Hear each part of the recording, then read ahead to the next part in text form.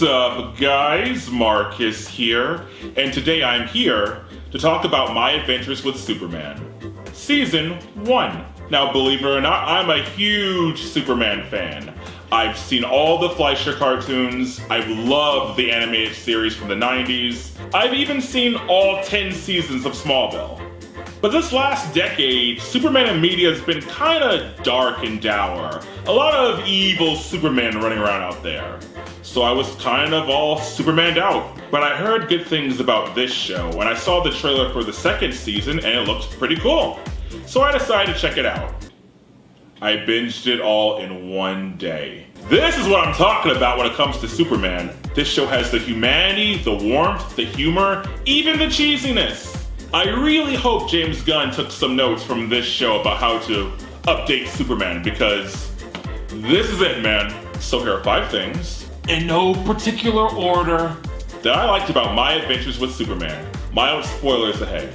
And before we get started, don't forget to like and subscribe for future videos.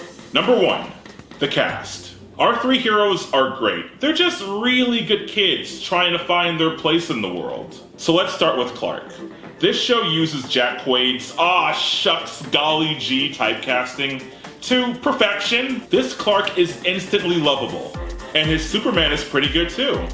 Now in this show, Clark Kent is the real personality, so I really do enjoy seeing him slowly develop that confident Superman personality as the season goes on.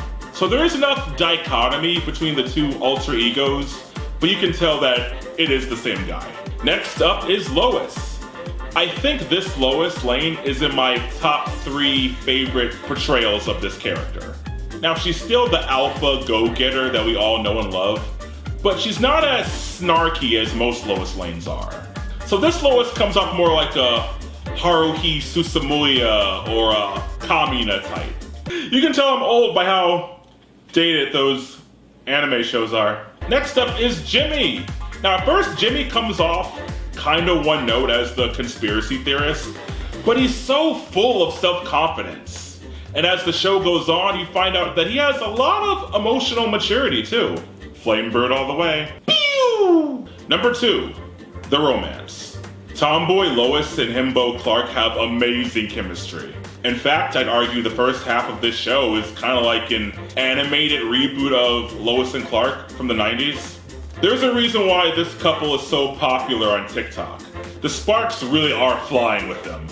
I think making Lois fall for the Clark persona first versus how she usually goes for Superman first, I think that change really helps the show. I mean, this Lois spends more time with Clark than Superman, so yeah, bring in some of that Jim and Pam energy. Number 3, the anime influence. You can tell that probably my generation or younger worked on this show. Anime is mainstream now, so I think adding those influences really helped to modernize Superman.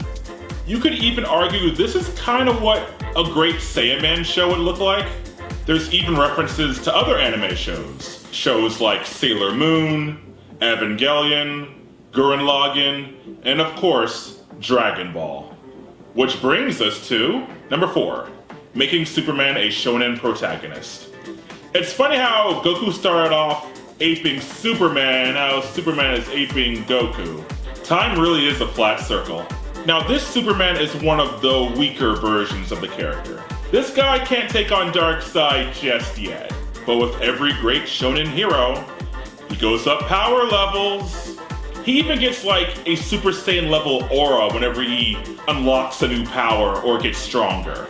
It allows this Superman to have a little more growth as opposed to being an all-powerful god from the start. I mean, he'll get there eventually by like, what, season 5? But seeing that journey told from a more Deku My Hero Academia perspective, I think that's kind of refreshing. And finally, number 5, deviations. Now, Superman has been around for what, like 85 plus years, so we all kind of know the general lore and story. Now, this show decided to go the more Marvel Spider-Man route, so it wasn't afraid to shake things up. At first, Clark doesn't know anything about his Kryptonian heritage. Jor-El doesn't speak English, so they can't communicate. Intergang now gets their weapons from Krypton as opposed to Apocalypse. Slade can now fight Superman on even footing. Parasite is now Anthony Ivo. Now his assistant Alex does seem kinda familiar to me, but I'm sure he won't be a problem in the future, right? Right? So what about you? What are 5 things that you liked about My Adventures with Superman Season 1?